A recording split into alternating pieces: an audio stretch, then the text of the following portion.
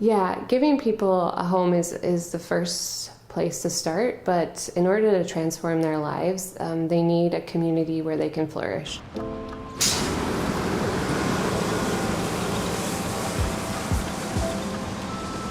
So when there's a lack of affordable rents, then the concept 20 years ago was to build as many units as possible in the most efficient way as possible. But we've learned since then that that is not the best for people to be able to flourish, because people really need community. They need people walking alongside of them. We go into communities and they have a certain idea of what social housing or affordable housing looks like. That's an idea that comes from somewhere. It's based in reality. And we're trying to just change people's imaginations. When we are designing a building, we're looking at the next 40, 50 years. What will this building look like in 40 years? Design, beauty, aesthetics, those are all really critical in our approach. And we hope that the building continues to contribute to the broader community in a way that adds value, both socially and then aesthetically. So it's been exciting to be able to not only learn and start thinking about Passive House, but actually start implementing it and learning and relearning from our own experience, and actually trying to share that experience with other people. So thanks for being a part of that learning curve with us. There's two main reasons why we decided to switch the way we were building to the Passive House standard. We were previously always building high quality, energy efficient buildings, and we were pretty happy with the way our buildings were performing, but we knew we needed to do more. Especially when Canada signs on to the Paris Accord, when we as a country make a commitment that we're going to lower our greenhouse gas emissions by 30% by 2030.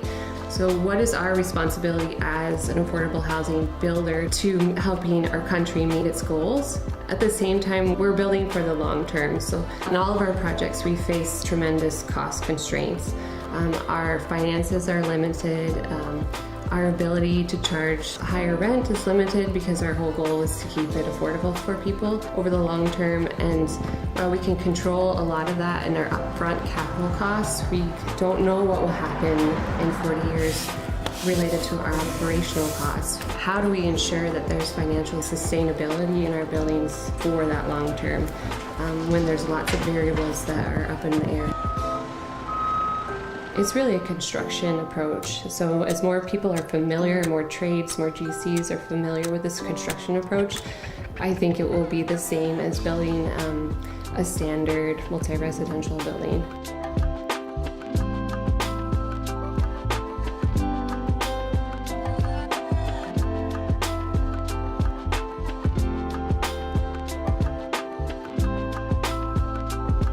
Aside from uncertainty for developers, there's no real cost reasons why everybody shouldn't be building this way.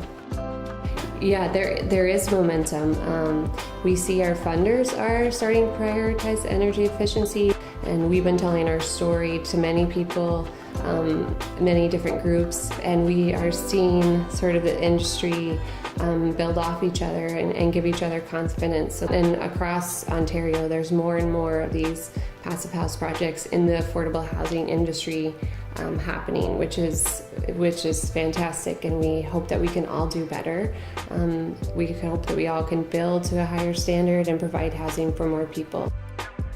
I think it's exciting to be at the forefront of a collective movement and to also bring lots of other people on board that might be unexpected players into that movement, including our tenants, and to help empower them to say, you are helping us change the way we build, which is changing the world.